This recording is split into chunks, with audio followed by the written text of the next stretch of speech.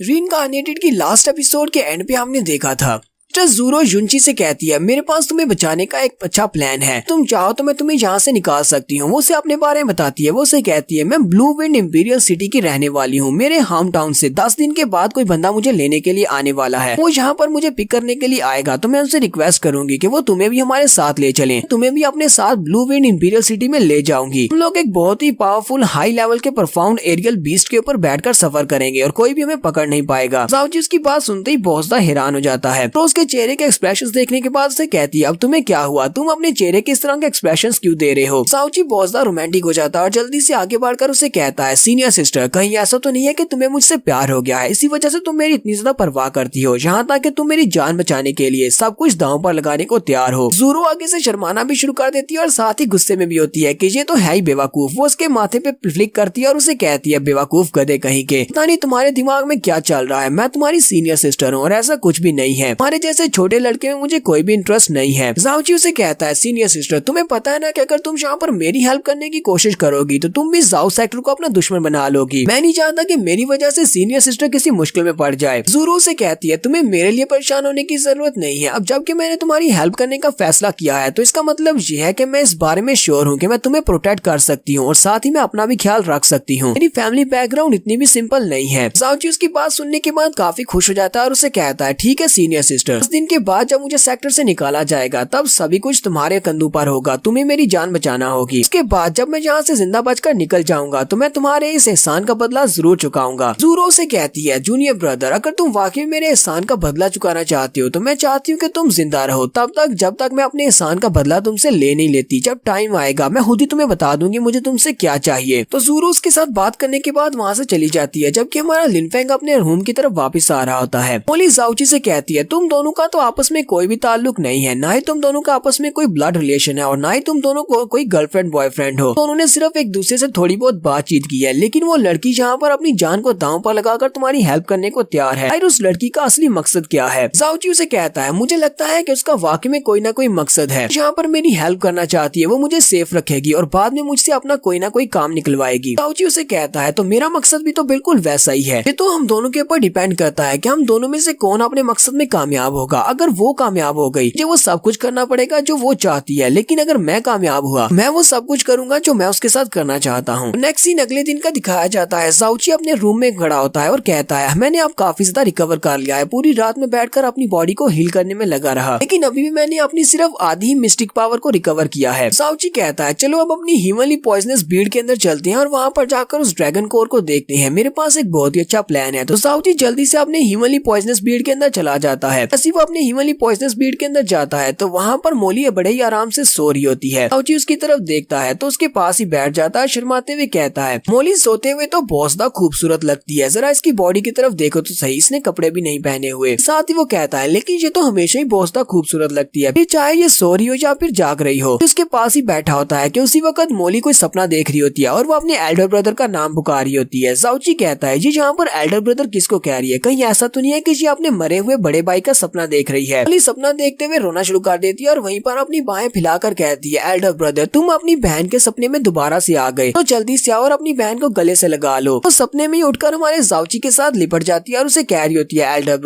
Brother कि हमारा जाओची उसे कहता है मोली ये तुम क्या कर रही हो, मैं तुम्हारा बड़ा भाई नहीं हूँ, मैं तो जाओची हूँ। इसी मोली की आंख खुलती है, वो उसे एक जबरदस्त किक मारती है, उसे वहीं पर नीचे गिराकर उसके ऊपर अपना पाँव रख लेती है और उसे कहती है बेवकूफ गधे कहेंगे तुम यहाँ पर क्या कर रहे हो। जाओची उसे कहता है मैं तो यहाँ पर तुम्हें ब्लैंकेट देने के लिए आया था, लगता है कि मैंने तुम्हारा सपना खराब कर दिया, तुम तो यहाँ पर बहुत ही स्वीट ड्रीम्स देख रही थी। जाओची उसे कहता है तुम तो यहाँ पर ग्राउंड के ऊपर ही सो रही हो, मुझे लगता है कि प्रिंसेस के लिए मुझे एक बहुत ही अच्छा सा बेड लेकर आना पड़ेगा कि तुम बेड के ऊपर बड़े ही आराम से सो सको। मोली उसे कहती है अब सिर्फ मेरा बेड देने के लिए तुम यहाँ पर तो नहीं आने वाले, मुझे लगता है कि तुम्हें यहाँ पर कोई और काम है, मुझे ये बताओ तुम्हें इस प्रिंसेस से क्या चाहिए। जाओची उसे कहता है हाँ मेरा एक और मकसद है, मैं हीमनली पॉइजनस बीड में यहाँ पर सिर्फ तुम्हें बेड देने के लिए यहाँ पे ब्लैंकेट देने के लिए लिए नहीं आया, तुम्हें पता है कि जाओ सेक्टर वाले मेरे पीछे आने वाले हैं। मॉली उसे कहती है तो फिर तुम उनसे निमटने के लिए क्या करने वाले हो। जाओची उसे कहता है अब जबकि जाओ सेक्टर वाले यहाँ पर मुझसे पंगा लेने के लिए आने वाले हैं तुझे तो बहुत ज्यादा इम्पोलाइट होगा अगर मैं जाओ सेक्टर वालों के लिए कोई गिफ्ट ना भेजूं, मुझे भी तो उनको रिटर्न में कोई गिफ्ट देना पड़ेगा। ये मैंने उनके लिए एक बहुत ही बड़ा गिफ्ट तैयार करने की तैयारी की है, लेकिन इस स्पेशल गिफ्ट को तैयार करने के लिए मुझे हिमनली पॉइजनस बीड के अंदर रहना पड़ेगा। बहुत ही जल्दी यहाँ पर रहते हुए मैं अपने इस नए गिफ्ट को तैयार कर लूंगा। साउची यहाँ पर ड्रैगन कोर के अंदर किसी किस्म के पॉइजनस को मिक्स करने वाला है, तो उस ड्रैगन कोर को कंप्लीट कर लेने के बाद साउची ब्लैक मून मर्चेंट गिल्ड में जाता है। साउची रात के वक्त अपना बेस बदलकर दोबारा से उसी मास्टर की शेप में पो के पास चला जाता है। एल्डर पो से कहते हैं एस्टीम कस्टमर आप इतनी रात के वक्त हमारे पास क्या लेने के लिए आए हैं। उम्मीद करता हूँ जो भी आपको यहाँ से चाहिए वो हमारे पास अवेलेबल हो। साउची जल्दी से अपने पास से ड्रैगन कोर को निकालता है और उसे कहता है मुझे तुमसे एक फेवर चाहिए, मैं चाहता हूँ कि तुम इस ड्रैगन कोर को मुझसे खरीद लो। एल्डर पो उस ड्रैगन कोर को देखते ही फिर से घबरा जाते हैं और उसे कहते हैं एस्टीम कस्टमर आपको तो पता है कि हमारे पास इतना पैसा नहीं है, मैं अपने मर्चेंट गिल्ड को बेच भी दूं तब भी ये ड्रैगन कोर आपसे नहीं खरीद सकता। अब यहाँ पर मुझे दोबारा से शर्मिंदा करने के लिए आए हैं। एक एम्परर लेवल के ड्रैगन की ड्रैगन कोर है, मैं इसको नहीं खरीद सकता। साउची उसे कहता है मुझे इसके बदले में सिर्फ 50,000 पर्पल परफॉर्म कॉइन्स चाहिए, इसके बदले में तुम इस ड्रैगन कोर को मुझसे खरीद सकते हो। फिर वो भी ये बात सुनने के बाद बहुत हैरान होती है और कहती है क्या तुम्हें सिर्फ 50,000 पर्पल कॉइन्स चाहिए। साथ ही वो सोच रही होती है 50,000 पर्पल कॉइन्स में एक ड्रैगन कोर को खरीदना, इसका मतलब ये है कि ये हमें फ्री में मिल रही है। जाउची उसे कहता है हाँ मैंने 50,000 पर्पल कॉइन्स ही कहा है, मैं बिल्कुल भी गलत नहीं सुना, क्या तुम इसको खरीदोगे या नहीं। पो से कहते हैं हाँ क्यों नहीं, मैं इसको खरीदूंगा, इसके अलावा आप और मुझसे क्या चाहते हैं। जाउची उसे कहता है मैं चाहता हूँ कि तुम इस ड्रैगन कोर को मुझसे खरीद लो और उसके बाद सिर्फ 10 दिन के अंदर अंदर साउथ सेक्टर वालों को इसको बेच दो। साउथ सेक्टर वालों को तुम चाहे जितना महंगा इसको बेच सकते हो, तुम इससे जितना मुनाफा कमाना चाहो उतना कमा सकते हो, लेकिन तुम्हें इसे साउथ सेक्टर वालों को ही बेचना है। एल्डर पो से कहते हैं सर आपको पता है कि ये ड्रैगन कोर बहुत ज्यादा महंगी है, लेकिन आप मुझे इसे बहुत ही सस्ते में बेच रहे हैं, क्या आप मुझे एक्सप्लेन कर सकते हैं कि आप इसको हमारे जरिए से क्यों बेचना चाहते हैं, आप ऐसा क्यों चाहते हैं कि हमारी शॉप साउथ सेक्टर वालों को ये बेचे। जाउची उसे कहता है तुम्हें पता है कि तुमने मुझे लास्ट टाइम एक बच्ची के लिए ड्रेस दी थी, ड्रेस तुमने मुझे गिफ्ट में दी थी, तुम्हारा मेरे ऊपर एहसान है और मैं किसी का एहसान नहीं रखता, इसलिए मैं चाहता हूँ कि तुम इस ड्रैगन कोर को मुझसे सस्ते में खरीद लो ताकि मेरे ऊपर जो तुम्हारा एहसान है वो उतर जाए। इसके बाद हम दोनों का आपस में कोई भी ताल्लुक नहीं रहेगा, ना मैं तुम्हें जानता हूँ और ना तुम मुझे जानते हो। एल्डर पो से कहते हैं ठीक है सर मैं आपकी इस ऑफर को एक्सेप्ट कर लेता हूँ। फिर साथ ही वो से कहता है और आप क्या चाहते हैं कि मैं जाओ सेक्टर वालों को कितनी प्राइस में इसको बेचूं। साउची जल्दी से पीछे की तरफ मुड़ जाता है और उसे कहता है मैंने तुमसे पहले ही कहा है कि तुम इसे जितना महंगा चाहे उतना महंगा बेच सकते हो, लेकिन एक बात याद रखना कि साथ तुम और कुछ भी करने का सोचना भी मत, सिर्फ और सिर्फ ये साउथ सेक्टर वालों को बिकनी चाहिए और सिर्फ 10 दिनों के अंदर तुम इससे जितना मुनाफा कमाना चाहते हो कमा सकते हो, लेकिन अगर तुमने इसे किसी और को बेचा साउथ सेक्टर के अलावा तो फिर उसके बाद मैं तुम्हें नहीं छोड़ूंगा। साउची जैसी बड़े एक्शन के साथ चलते हुए बाहर की तरफ जा रहा था, उसी वक्त उसे याद आता है कि मैंने तो एक बेड खरीदना था और बेचारे जाउची को फिर से वहाँ से वापस की तरफ मुड़ना पड़ता है। जाउची पीछे की तरफ मुड़ता है और उसके पास आकर खड़ा हो जाता है। एल्डर पो भी काफी घबरा जाते हैं कि ये वापस क्यों आया है। जाउची उसे कहता है क्या तुम्हारे पास लड़कियों के लिए कोई बड़ा सा नरम सा बेड है। एल्डर पो से कहते हैं हाँ हमारे पास एक बहुत ही अच्छा बेड है, इसको व्हाइट जेड प्रिंसेस बेड कहा जाता है, पता नहीं ये आपके लिए काफी होगा या नहीं, कि ये वाकई में बहुत ज्यादा अच्छा बेड है। जाउची उस बेड की तरफ देखता और कहता है इस बेड के ऊपर बहुत ही नरम गद्दा है, जबकि इसके इर्द गिर्द बहुत सारे जेड क्रिस्टल्स लगे हुए हैं, ये वाकई में बहुत ज्यादा महंगा बेड है। यानी एक बेड के ऊपर इतनी ज्यादा ऑर्नामेंट्स लगाने की क्या जरूरत है और इसको इतना महंगा बना दिया, जबकि सिर्फ इसके ऊपर एक गद्दा होना चाहिए था जिसके ऊपर आराम से सोया जा सके। जाउची मौली से कहता है मौली क्या तुम्हें ये बेड पसंद है, तुम भी तो ग्राउंड के ऊपर सो का थक चुकी होगी, तो क्या तुम्हें ये बेड चाहिए या नहीं। मौली उसे कहती है एक बेड खरीद कर देना जो तुम्हारी अपनी मर्जी है, मैंने तुमसे बेड नहीं मांगा, अगर खरीदना चाहते हो तो खरीद लो। जाउची अपने कार्ड को निकालता है और उस एल्डर से कहता है 50,000 में से अपने इस बेड की कीमत को काट लो, बाकी की मुझे दे दो, ये वाला बेड चाहिए। और वो भी काफी ज्यादा खुश होते हैं और उसे कहते हैं एस्टीम कस्टमर पता है कि आपकी बेटी इस दुनिया की सबसे लकी प्रिंसेस है, तो आप जैसा केयर करने वाला फादर मिला है। जबकि मौली भी अपने बेड को लेकर काफी ज्यादा खुश होती है। जाउची ने वो ड्रैगन कोर वहाँ पर बेच दिया और साथ ही उसने बेड भी खरीद लिया है। तो नेक्स्ट सीन अगले दिन का दिखाया जाता है। तो हमारा जाउची अपने प्लान को पूरा करने के लिए एक डॉक्टर का बेस बदल लेता है। डॉक्टर का बेस बदलने के बाद अपने हाथ में एक बड़ा सा बैनर उठाता है और साथ में घंटी पकड़ता है और बाजार में आवाज लगा रहा होता है। उस बैनर के ऊपर उसने लिखा होता है मैं एक बहुत ही जीनियस डॉक्टर हूँ, मैं हर किस्म की बीमारी का इलाज कर सकता हूँ, अगर मैं तुम्हारी बीमारी का इलाज नहीं कर सका तो मैं अपने हाथों से अपने पीपी को काट दूंगा। वहाँ पर गली में जो लोग खड़े होते हैं वो सभी लोग कहते हैं जरा देखो तो सही, ये पता नहीं कहाँ से उठकर आ गया, इसे लगता है कि इस तरह लिखने से लोग इसके ऊपर यकीन कर लेंगे, ये तो कोई ठग लगता है।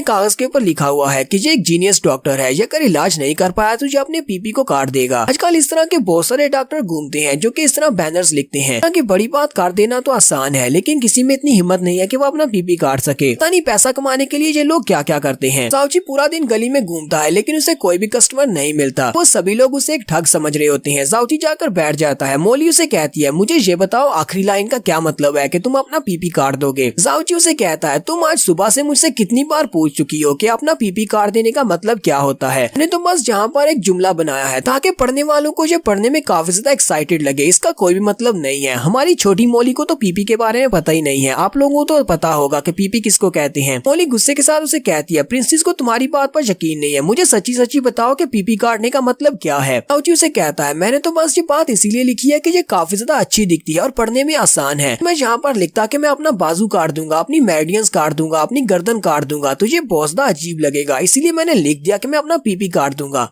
मोली उसे कहती है, अगर तुम मुझे सच भी कह रहे हो फिर भी मुझे कुछ अजीब लग रहा है कि पीपी का कुछ और ही मतलब होता है। यहाँ पर हम लोग अपनी एपिसोड 35 का एंड करेंगे। सीन में देखेंगे क्या हमारे साउची को उसको ट्रीट करने के लिए कोई पेशेंट मिलेगा या नहीं। एपिसोड की एक्सप्लेनेशन अच्छी लगी हो तो कमेंट करके जरूर बताइएगा। चैनल को सब्सक्राइब कर दें, वीडियो को लाइक और शेयर कर दें। शुक्रिया।